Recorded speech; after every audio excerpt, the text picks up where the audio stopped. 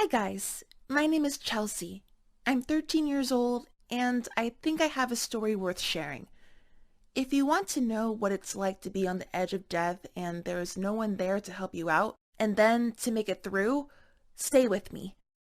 The thing is, I was born with cerebral palsy, ironically into a family of two crazy sports lovers. My dad is an expert skier, while my mother is a professional climber. It must have been really hard for them to accept their situation, but they did and never gave up. My parents have done everything in their power to not make me feel like I have a disability.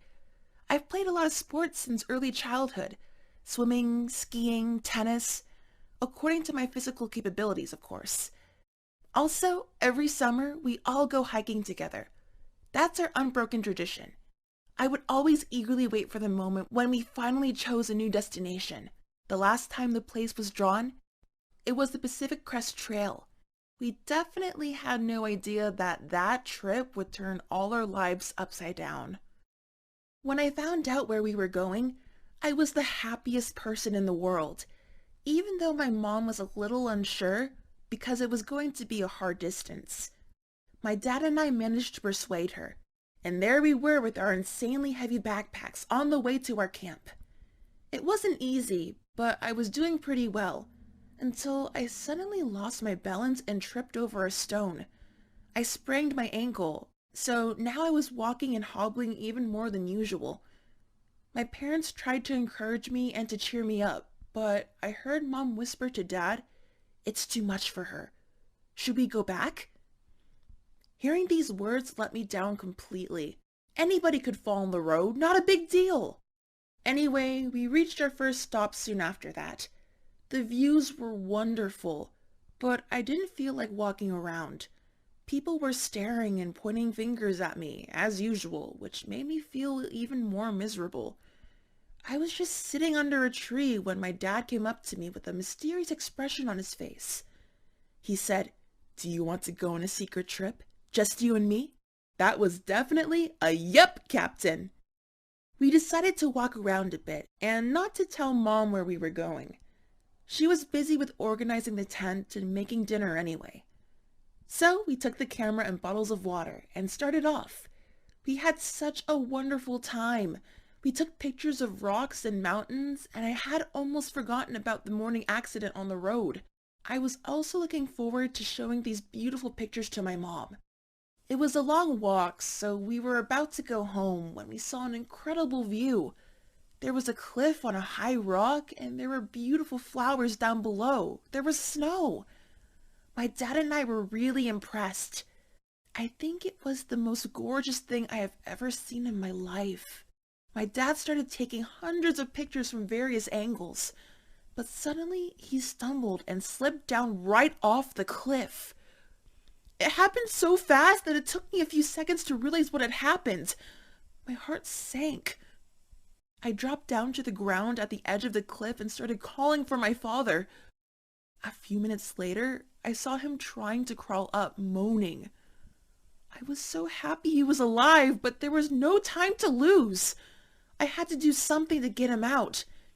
It was a really steep descent, and it turned out that he had broken his leg, so after several tries to pull him out, it was obvious that we needed help. But everything was working against us. Mobile phones had no service, it was already getting dark, and we were really far from the camp. And as I had cerebral palsy together with a morning injury of my own, I couldn't move properly. Besides, I wasn't sure if I could remember exactly how to get back to camp. I burst into tears. I was in despair because it seemed like there was nothing I could do to help my dad. But he kept saying, "We will make it, Chelsea. It's gonna be okay." Suddenly, I came up with an idea. I tore the grips of our backpacks and tied them together to make a rope. Of course, I would not be able to pull my dad out myself, so I tied the rope to the tree. By some miracle, my dad managed to climb up the rope and get out, but it was completely dark by that time. We couldn't stay where we were because we had no tent or even warm clothes with us. So there was nothing left we could do but try to get back. My dad could hardly walk, so I had to help him. I don't know how long we were walking, but finally we made our way out onto a wide road. And then I saw a truck. I couldn't believe my eyes. It was amazing. We were exhausted, but I tried to encourage my dad to go faster. Our happiness immediately gave way to horror when we saw the driver of the truck was oblivious to us and that it was going too fast for us to catch it. We were just too far from it, so there was no chance the driver could see or hear us. I summoned up all of my courage, left my poor dad on the road, and ran to the truck as fast as I could, crying out, "Help! Wait!"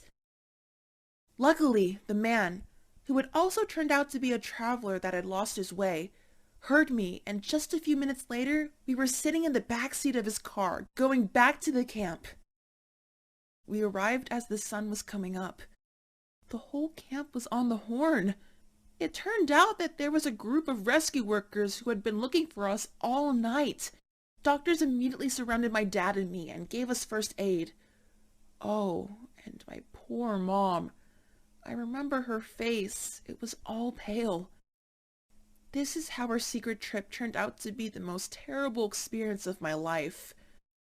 We ended up with my father's broken leg and camera, my mother's gray hair, and the whole trip completely ruined. We were extremely lucky to survive, actually. But every cloud has a silver lining. Since that day, my parents have never doubted me or my abilities. Since that day, I've known that I can do anything to protect the people I love, and no physical disability can stop me. If you also have had moments of despair in your life when you think that there is no light at the end of the tunnel and no way to fix it, my story might be helpful, I hope. I would also be really happy to read your stories in the comments. If you find my story inspiring, don't forget to share it with your friends. Never give up and be strong. Love, Chelsea.